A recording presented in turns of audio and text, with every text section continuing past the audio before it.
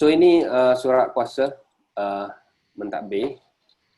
Prosedur dia, permohonan surat kuasa mentadbir kod 31 NCVC, kematian tidak berwasiat. Permohonan surat kuasa mentadbir ini adalah berdasarkan kepada aturan 71 Kaedah-Kaedah Mahkamah 2012.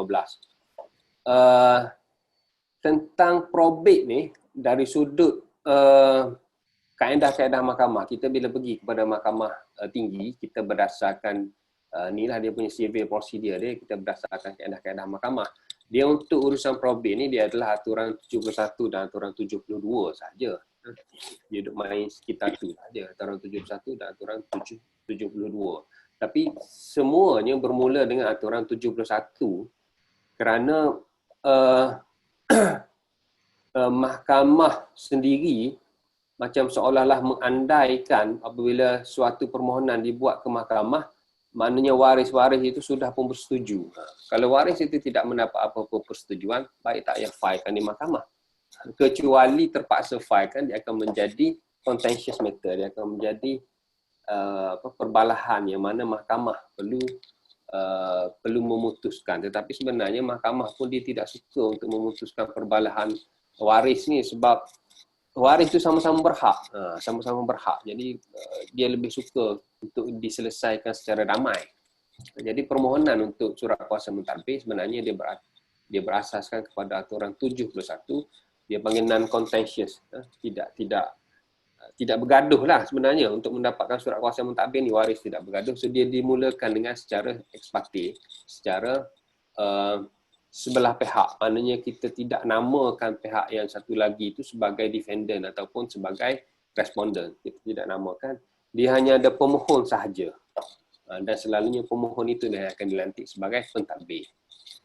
So kalau kita lihat kertas kausa itu teratur, saya akan detailkan tentang kertas kausa tu.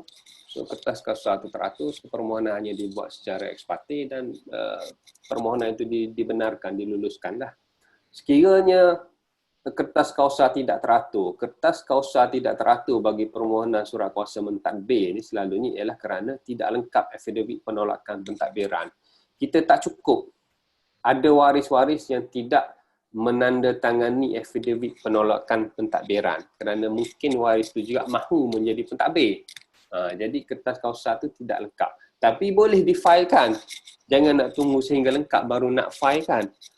Tak lengkap kita boleh filekan sebab kita boleh pohon selepas itu supaya permohonan ini di-convert, dipindahkan menjadi inter partes berdasarkan kaedah 41, maka dia menjadi permohonan surat kuasa mentadbir secara inter partes yang mana kita menamakan waris-waris yang tidak bersetuju ataupun yang tidak menandatangani affidavit penolakan pentadbiran tadi sebagai pihak yang disitasi berdasarkan kaedah 41.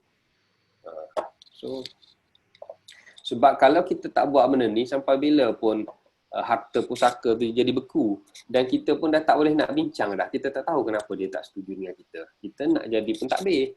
Kita nak jadi pentadbir, contoh lah kalau kita mewakili klien yang rasa dia boleh mentadbir tu. So maka kita teruskan juga sebab bincang pun tak jadi, tak apa. Dia kadang-kadang ni kita kena start dengan kes mahkamah. Kita file kan, kemudian kita tengok pihak yang sana tu serius ke tak serius. Kalau dia pun serius, dia akan nanti berguam. Kalau dia tak serius, bila dia kena sitasi tu, dia akan mikir balik, tak apalah, dan kau nak jadi sangat mentadbir, kita orang setuju je lah. Tak jadi gaduh. Tak jadi gaduh.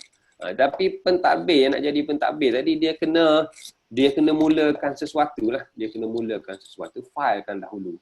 Sama ada, walaupun tidak lengkap, tetapi dia yakin bahawasanya benda tu boleh dilengkapkan ataupun dia yakin mahkamah akan memihak kepada dia, dia boleh filekan, kemudian dia boleh minta leave untuk permohonan itu di-convert, ditukar daripada ex parte kepada inter partes melalui permohonan leave kebenaran untuk mensitasikan pihak-pihak yang tidak bersetuju tadi.